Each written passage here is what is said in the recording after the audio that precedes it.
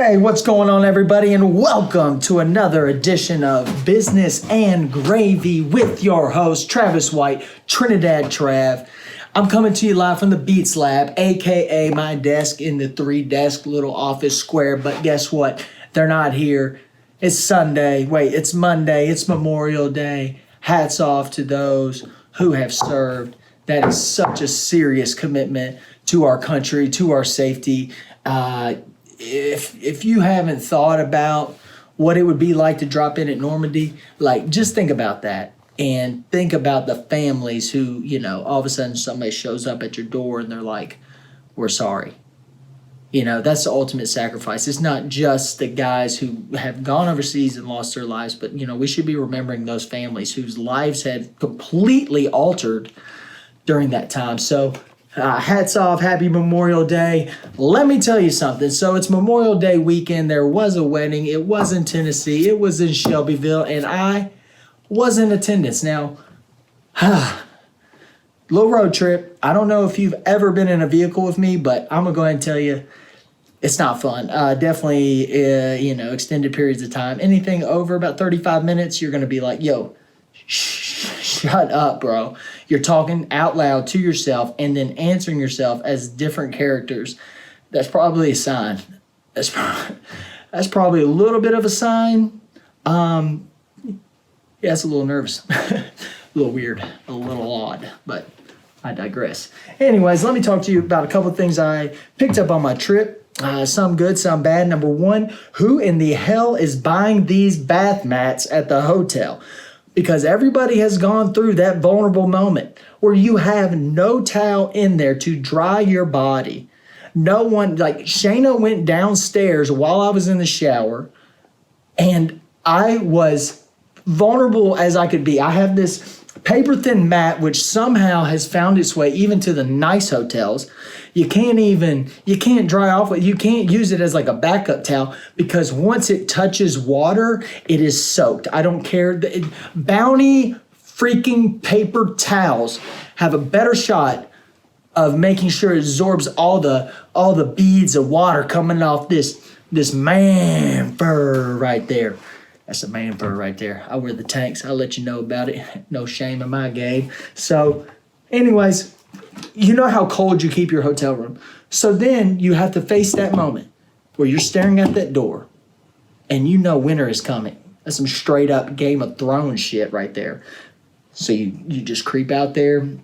I don't want to tell you what happens to a man's body when he's freezing, but listen, that's a terrible moment. I think it all stems from the shitty purchase decisions of these hotels. So I just want to let you know, I forgive you, I love you, but, get your shit together.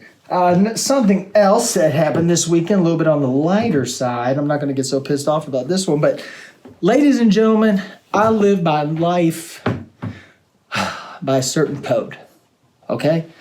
There's things that I do, there's things I don't do, but mainly, if I am ever in a situation where there is a ginger ale offered or a moon pie offered, I'm taking it.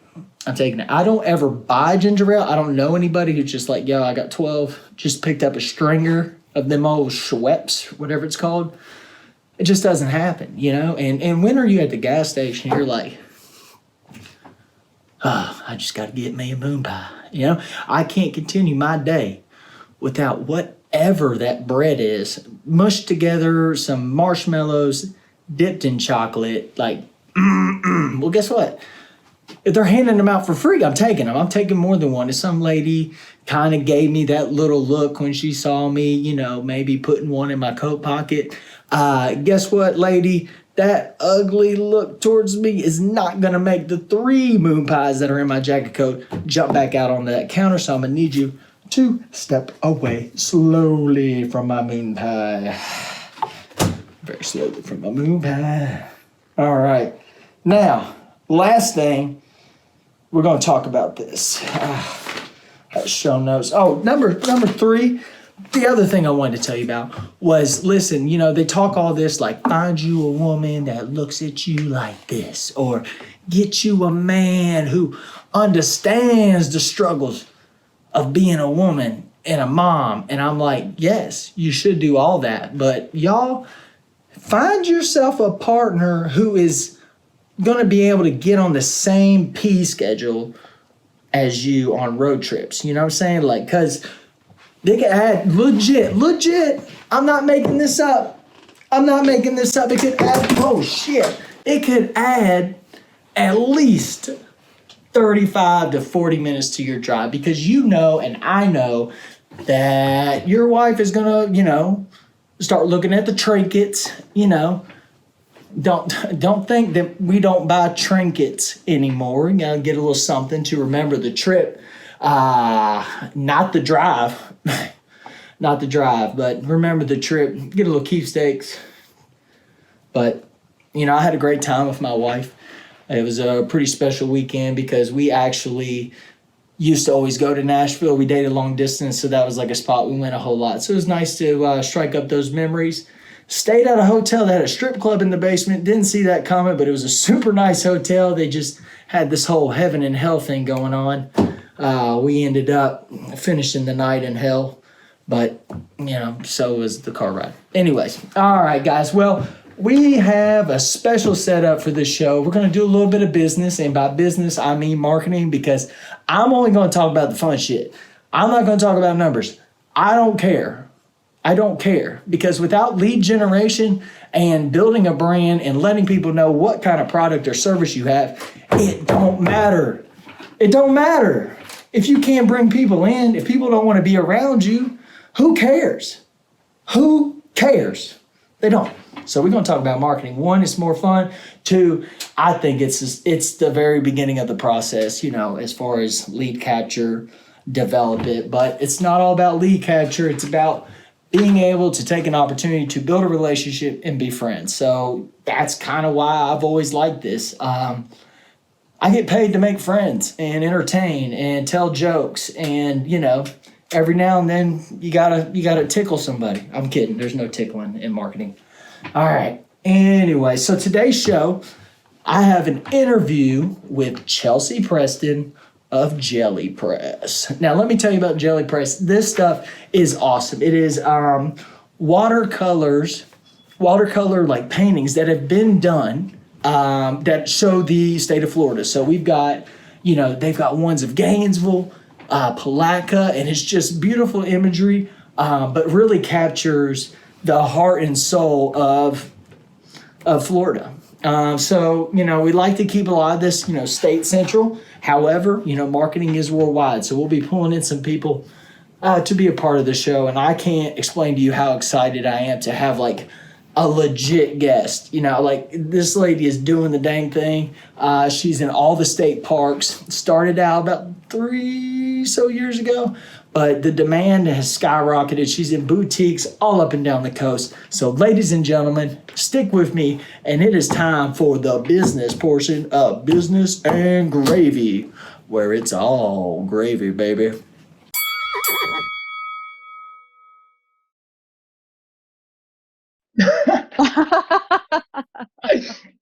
Oh, snap. So, what's up, guys? I am very excited about the rebirth of the Business and Gravy podcast. This is a podcast that focuses on marketing and marketing concepts for small businesses anywhere in America. It's just an open forum for us to have some guests on and talk about some of these concepts that can really take your business to the next step.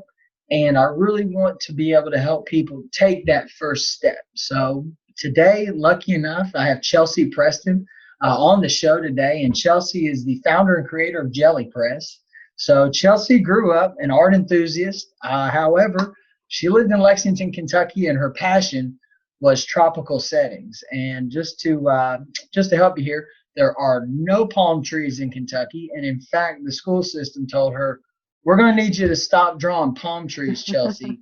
This is a little concerning. It actually sounds like a scene out of the movie Matilda, was what I thought of when I read this. Was like they were like, "There's no palm trees."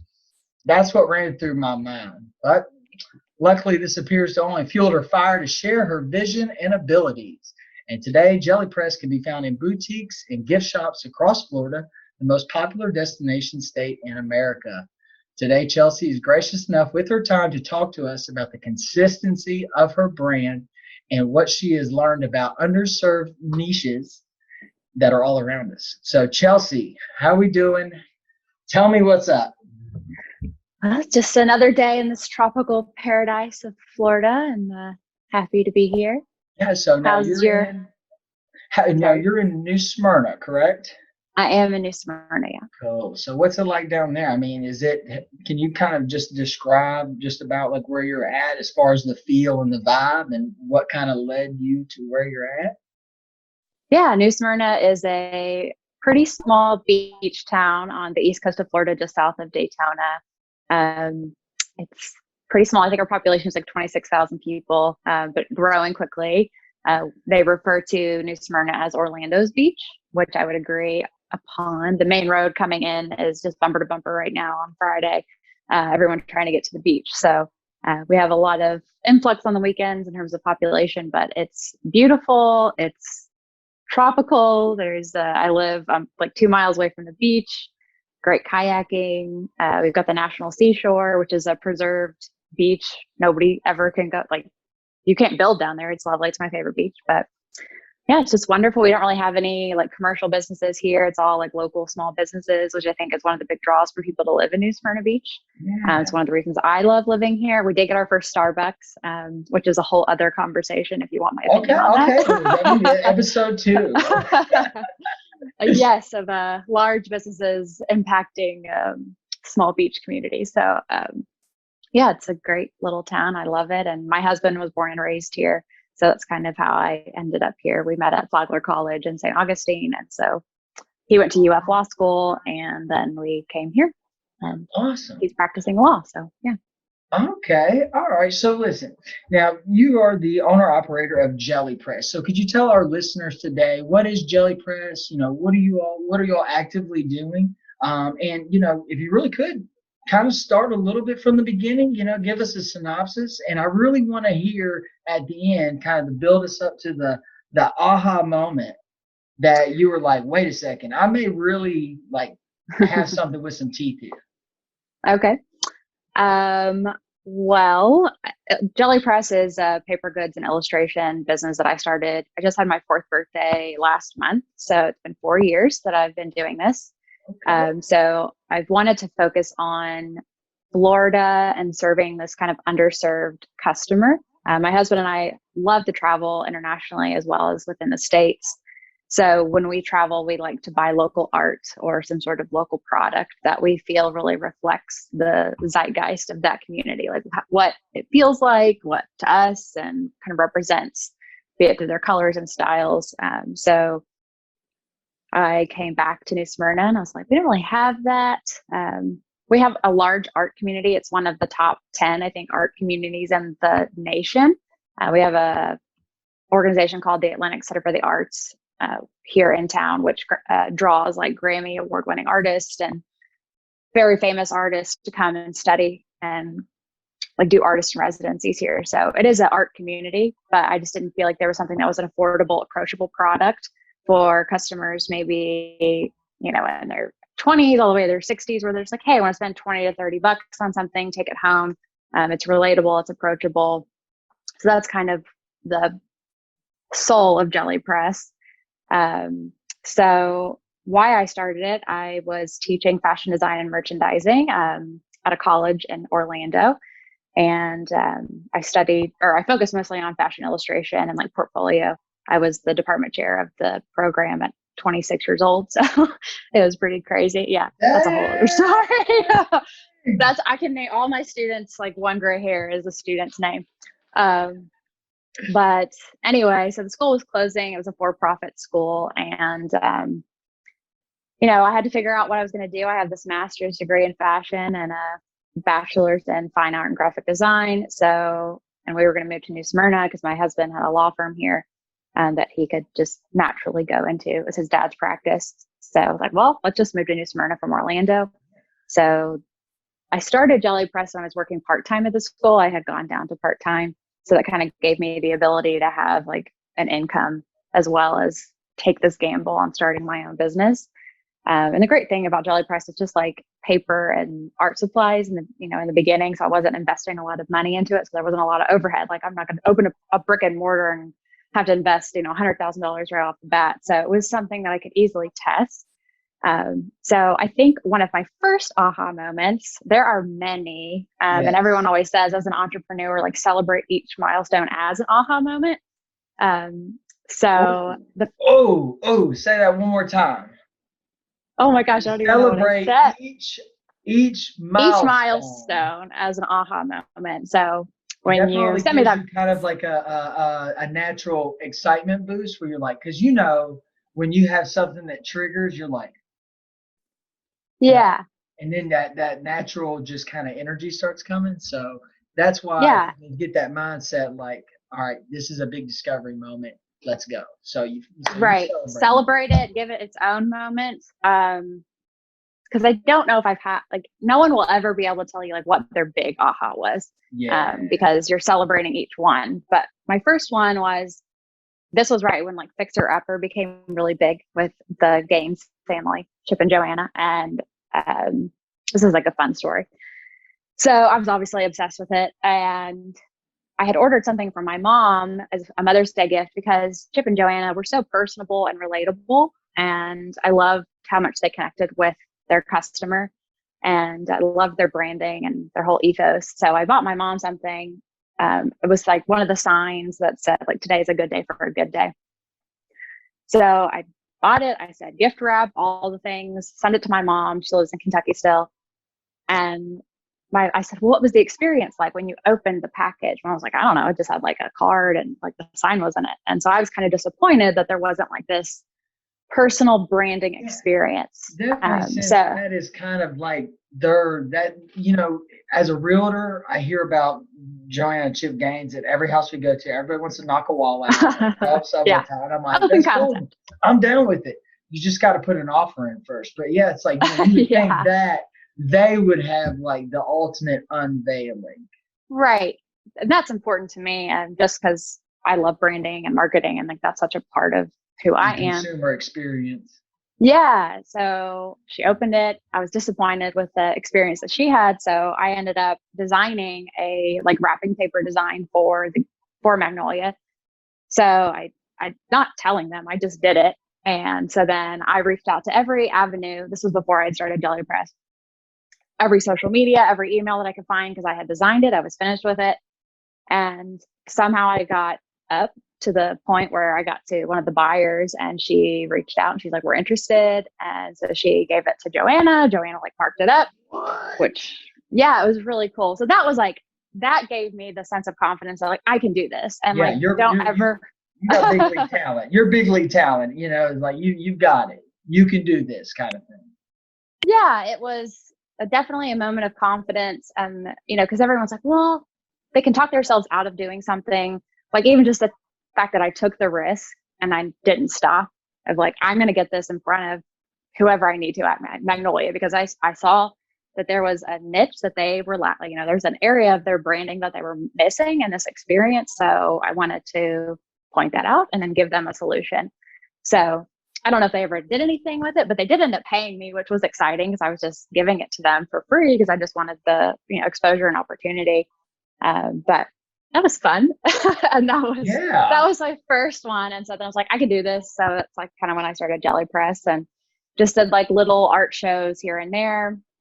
And I had my first wholesale account pretty quickly after because I did the New Smyrna series first, which were New Smyrna prints and postcards. That was the first product variety that I had just to test it. And it was 4 different illustrations that I did of 4 iconic places in the town. Then I got my first wholesale account in town like a week after. And then I kind of just was like, I can do this in other towns. So I did St. Augustine and DeLand and kind of wherever I saw an opportunity that I could have a wholesale account as well as maybe do a local show or of some sort. So yeah, I just kept going. And I think my next aha moment was when I got the REI email of, hey, we want to carry your products in our Florida stores. And that was like very exciting for me because I was very much in like, how do I want it to grow? because Florida is a big state. There's a lot of touristy places, and that's kind of where I focused on is, capturing these Florida destination locations with prints and postcards and stickers eventually. So I was like, well, like this is fun, but like, where do I see it going? And in terms of like wholesale and how to target different stores in terms of the retail side of it. And then REI was like, hey, we're missing in Gainesville. That was the first store that reached out. And they were like, we don't have any products to serve our customer that represent like Payne's Prairie and like Devil's Millhopper and some of the springs in the area. Like we can't find a product. Yes. And REI is a very cool company where they give the local stores the flexibility to carry local products.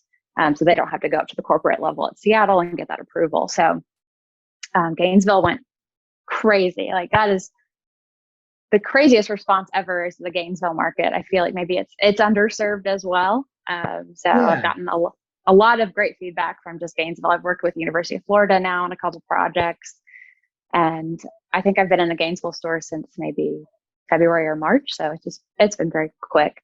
And then that kind of led to the Florida State Park Foundation. I'm now working with them. So Jelly Press now gives 10% back to all of my Florida State Park products back to the foundation, as well as I'm just working on some projects with them to help kind of merchandise their stores, or not their stores, sorry, their state parks, because they don't have any products either. They're like, They feel the same way. Like, hey, we don't really have anything that captures each state park. So eventually, hopefully, I'm going to have a state park sticker for every single one. That'd be cool. And I mean, how many were there? I think you told me it was like 175. 175 state parks. Yeah. 175 state parks in the state of Florida. And so kind of touching back on what you were talking to us about, underserved, markets. How do you find them?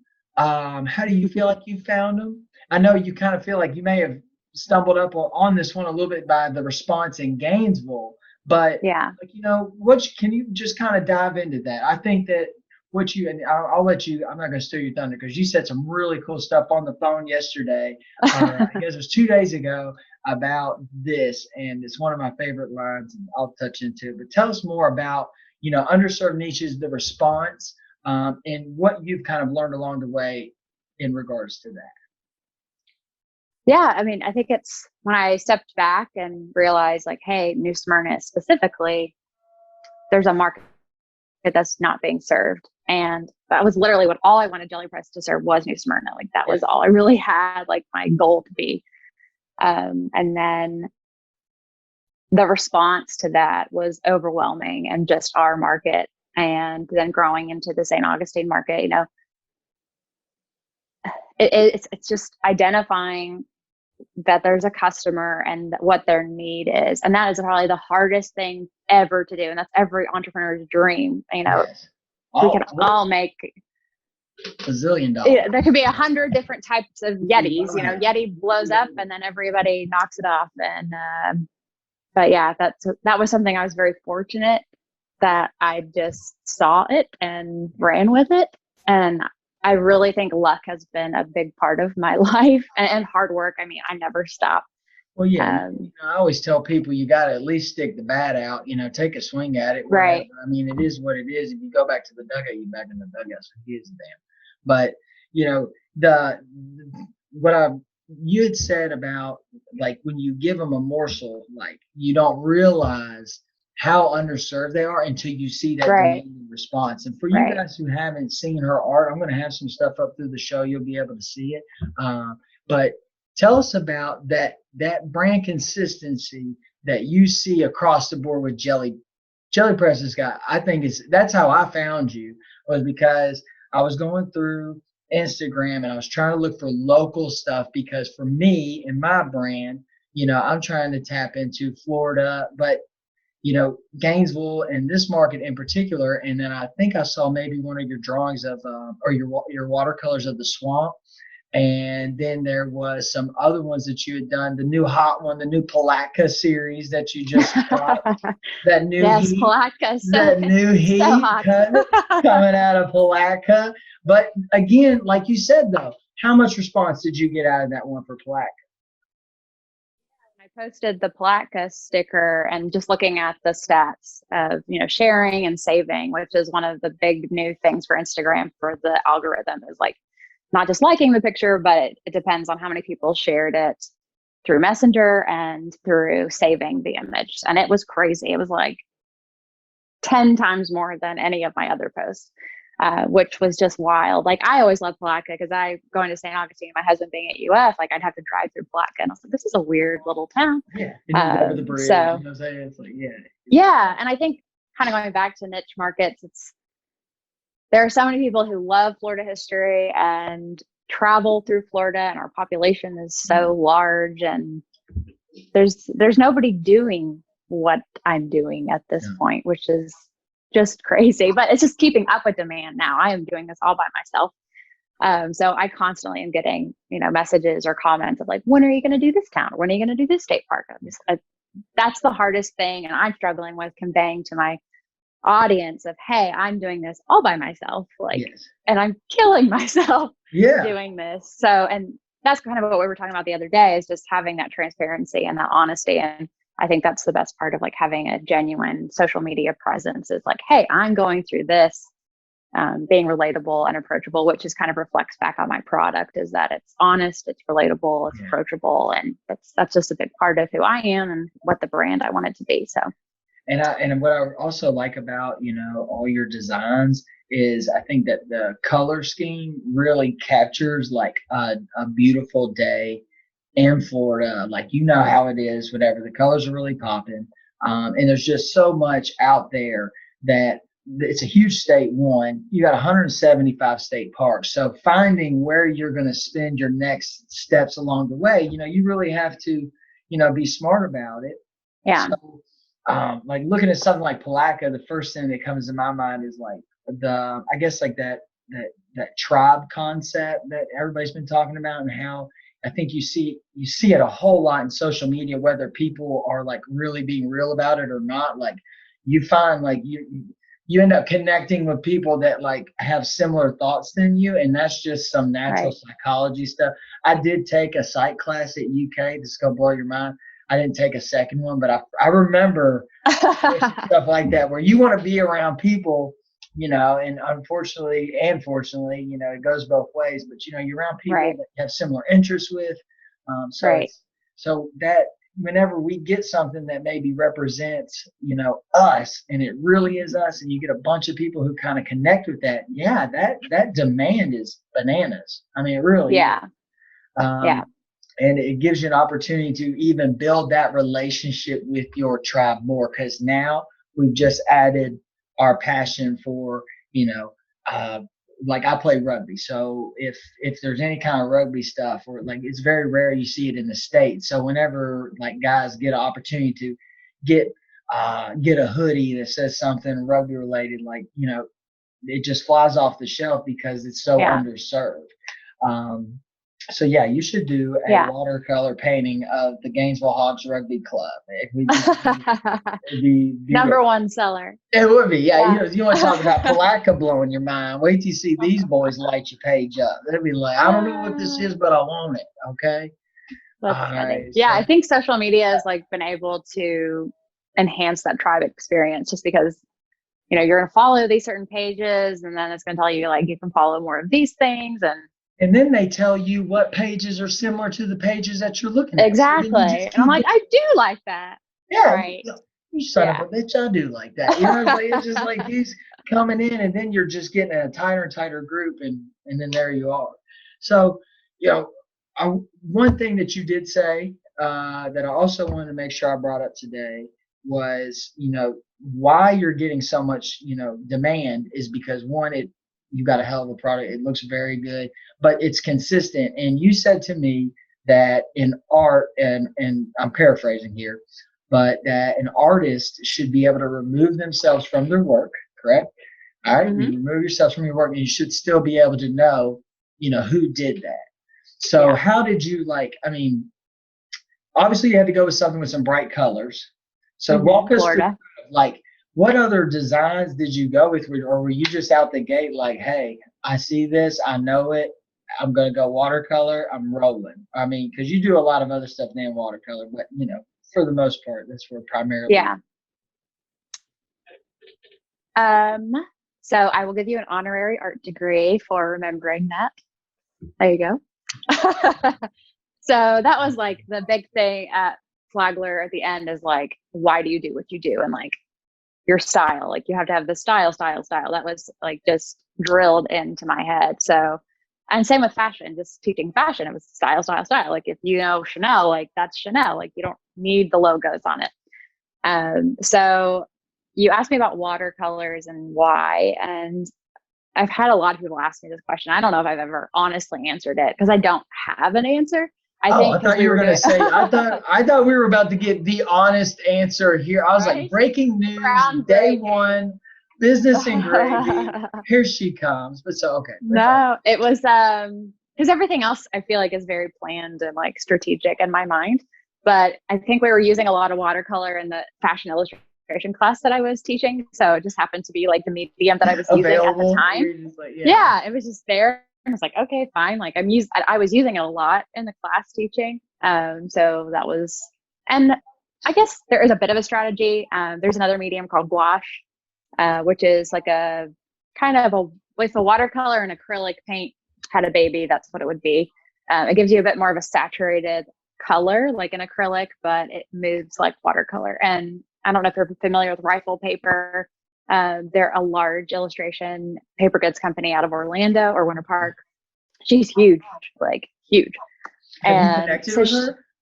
No, I mean, I've been to talks that she's been at. Okay. She's huge, like yeah. Well, she's the dream.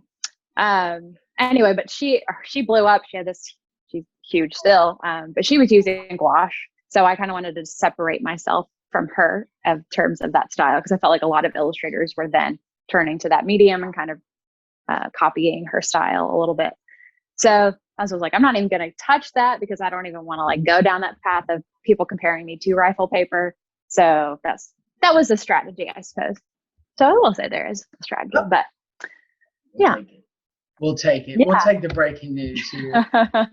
So as far as, your next step, so just to kind of recap here, the big things that she's discussed that I want to make sure we take out of this is one, that concept of consistency and quality. And that's really kind of what, once she started creating, then that consists of what made people want her to apply that same concept to either their region or something they're interested in or their business or the state parks. But, it really comes forth with one, putting together, obviously, a very, very quality product, but then that consistency. And that kind of is what I feel like has allowed you to move from just being like, well, I'm going to do this for New Smyrna to now you had no idea that there was, somebody who would even want this in Palatka. Or, now you're even having to be selective about which way's next, which I imagine after you did New Smyrna and you got hit up to do something, you were like, oh, yeah, I'll do another one. And then now it's like, hold on. We can't be doing all of these. Let me be a little more strategic just now while you're in this growth stage.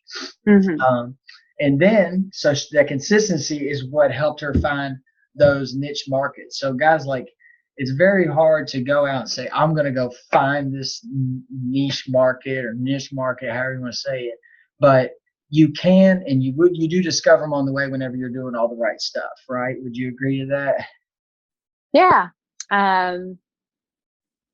Totally, for sure. It's that consistency. It's not giving up. And if you try a million different things, and that was big in my head when I was doing like social media, because Instagram really was my platform that catapulted Jelly Press. It's got to be like that. I mean, if there was a platform, definitely at that time, you're on your fourth birthday. So yeah, Instagram was like all video. Right. There wasn't a whole lot of all text. Visual. You remember now you got these guys who are writing like a lot more text on those posts. And I know that is a big change that everybody's like, do not put writing on there. I'm like, what the hell am I going to take a picture of? Like, they're like houses. Exactly. Okay. All right. Yeah. So even just scrolling through like my Instagram, I was like, well, it has to be consistent. And even I was like, as I was doing more jelly presses, like I had my original paintings by me every time I was painting something. So I was like, this is the style. This is the style. Like I have to represent so I don't go off, and there is a bit of a calculation. I mean, I always do watercolor and then I always apply pen and ink afterwards. So there's a bit of a formula to that style. And, that's critical if I do want to grow my business, or if it does grow to be much larger, that maybe I could hire an illustrator who I could say, this is kind of the formula, like Disney. I mean, he didn't draw Mickey Mouse every time. There was a formula to drawing Mickey Mouse. So that would be lovely if I could have someone who could mimic that style. So that was kind of like, you were saying you're doing it all on your own. I was like, so, could she ever like remove and then kind of just operate, or would you always have? So yeah, you gotta. I guess you're right. There is a system. I mean, they have all those and I know this is dumbing it down way too far, but remember, I'm not a big artist. Making I have it an honorary relatable. art degree today, so I got that going for me. But it's color by numbers, paint by numbers. They got the little books where it shows you, what to draw, when to draw it. So there is a process to everything that can be recreated as long as you can deliver the message of what that process is. Absolutely. Yeah. So it's letting go of the control, but we'll see what happens. Well, can you share any of your the future goals, or maybe what Jelly Press has got on deck coming up next? Or can you share any of that? Can we get a little inside scoop here? Absolutely. I wish I had like a grand 5-year plan, but so much has 2021 has just been. I keep calling it my year. I'm like, this is my year. Like, this is it. I feel it. I like that. Yeah. After 4 years, keep in mind, 4 years. This one, hey, right. So, is that what they say? Slay. Yeah. So, every week or two, it's been a new opportunity has been presented to me, which has been very exciting. But I'm kind of letting all those opportunities that are amazing growth opportunities, I'm letting them kind of influence the direction of Jelly Press. So one of the things I've always wanted to get into, and people have always asked me to do, are t-shirts and some more kind of lifestyle oriented products. So I want to get this image on this t-shirt, and I never felt comfortable with the artwork that I was creating for Jelly Press to really translate into a t-shirt. So I'm starting, hopefully by the end of this month or the beginning of next month, I'll be launching the Society of Florida Explorers, which is kind of a sub brand of Jelly Press. They'll say Society of Florida Explorers by Jelly Press. Yeah. So that was kind of inspired by talking to REI. I think we have this underserved customer. They want these t-shirts. They want hoodies. They want this. I was like, all right, it's go time. And so the Society of Florida Explorers didn't exist. So I was like, I'm going to just create it. And the logo just kind of popped in my head. And so I've got the first line of t-shirts finished. And then I've done a photo shoot with a local photographer. We went to some state parks and just showed what a Florida Explorer is and exploring Florida and what that looks like. So that's going to be an exciting new chapter for me. And hopefully that means that I think that's, I told you, I was like, yo, you want to talk about a group of people that you don't have. I think the closest brand I can think of, is not even is that, that WAG, where you always see them wear we'll edit this out on the home phone. No, but yeah, what's that? There's a lot of Bark less, wag more. I always feel like they kind of threw that at the guys who like to be outside and explore. I'm like, give these guys something cool, man. They want something that expresses. You've got all the trails. You always see people out there. I mean, there's constantly people riding bikes through here, and they literally talk about it. You've got how many people do you know right now have a Toyota Tacoma with a tent in the back, and that's what they do on the weekends. They go somewhere, they post up at the beach. I mean, and there's so many different Springs. So I'm super excited about that. Chelsea, you're awesome. I'm very impressed with how calculated you are with every avenue of this, and just how it seems like you can really take a step back, think for a second, but then when you go, you go, bro. I mean, like, I'm talking like, you're like, once you got a plan in place, I can tell you, drop the hammer, let's run with it, you know? Yeah. My husband's like, bye bye. Like, Yeah, I'll see you some other time. you Like, know, we're good. We're good. But I'm really thankful to have you on the show, and I'm really excited about everything you got going for you. And we'll connect down the road again, I'm sure. And yeah. and I Maybe just, in Kentucky we'll have a mint julep. yo, we should go to Keeneland or something and do something cool Yes, there. Keeneland. Yeah. Yeah, oh man, Kentucky, I love it, man. I miss Harrodsburg quite a bit, but I tell you what, it's hard to miss it whenever you get those texts when people are like, it's 11 degrees here. And even though that's Yeah. not as cold as it gets in like the Dakotas, I'm like, nah, I'm good, man. I remember that, you know? Yeah. It was like -20 when I was there for Christmas this year in Yeah, Lexington. that'll make you I want was to like, just this change. is insane. Yeah, Like, and you're like, how do you smile anymore? Like, it always blows my mind. It's like, how are you guys still grinning? Like, that's oh, it's good to see you. I'm like, you know I this. was drinking bourbon in front of the fire, so I was smiling. I was like, Yeah, this I'll is tell you this is what, you were nice. definitely warm. You ain't feeling no pain, girl. Heck yeah. No. Well, listen, thank you for coming on the show. If you need anything, you let us know. Guys, get out there, like her page, share her artwork. She's super talented, and I'm excited to see, hopefully get a lot more of your work around Gainesville and North Central Florida here. So when I see it, I'll definitely take a picture of it, and we'll get you up on the wall back here. All right, you're going to be Yeah. first edition. We'll have some jelly press art back here for the next show. So thank you so much Sounds good. for your time. You are awesome. Okay. Yeah. Thanks, Travis. Yes, ma'am. Let me tell you something about Chomp Hoarder. Number one, you can get this logo on almost any item you want. I'm talking hats, tanks, booty shorts. I'm sure they got it. Whatever you want to do, it's your life. But I can tell you one thing: you got to get a little Chomp Hoarder, okay? And I, Travis White, am going to be on the forefront of the movement now that Gator bait is now gone. There is no more Gator bait. But listen to this. Ba-da-da-da-da-da, Chomp Harder! You tell me that ain't it. All right, guys. Well, let me tell you something. That was a pretty dang good interview with Chelsea Preston. I am thrilled to have had a legit guest who is on the way up, and there's no bounds for that lady because she is very focused and everything is very calculated, and she understands, kind of answering what people want and then diving into that. And you can find that in anything, okay? So like if you take the time and really think about either your brand or your product or your service, and then target whatever you think your customer is.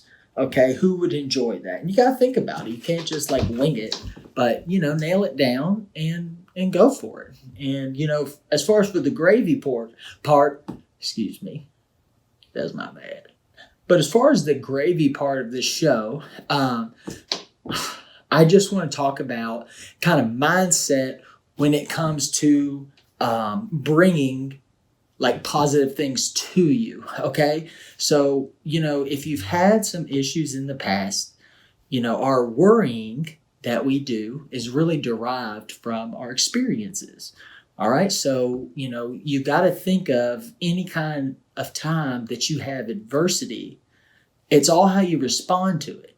Okay. But it's natural to feel like, it may happen again. So, you've been kind of burned before, but that worry holds you back. And I encourage you to look at all the things that have gone wrong, all the adversity that you've been through, and realize that, you've learned from it and you better learn from it and just kind of move forward, because this is life.